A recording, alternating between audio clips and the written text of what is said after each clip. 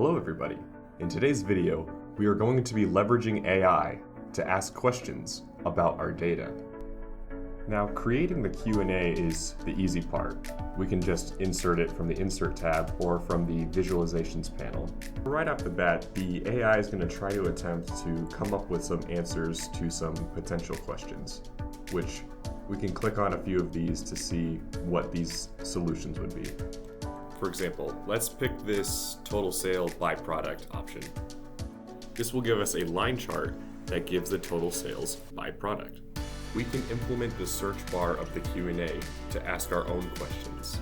For example, we can ask the AI which country sold the most units, and it will come up with Canada as its interpretation of that question. Now, this result actually acts as a slicer as well. If we click on Canada, it will affect all of our other visuals simultaneously to reflect on the Canadian result. Sometimes, the AI can struggle to understand what the user is asking.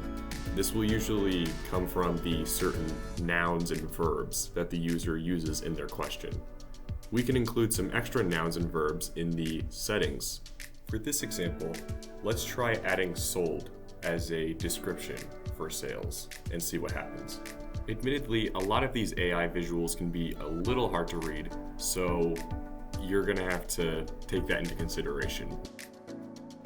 This chart, for example, is giving us a number of different sales and the total amount of profit from those sales. So we can assume from this chart that America is the most profitable country, while Germany has purchased the largest number of products. There's still some other fun features to do with this AI, but this should be enough to get you started.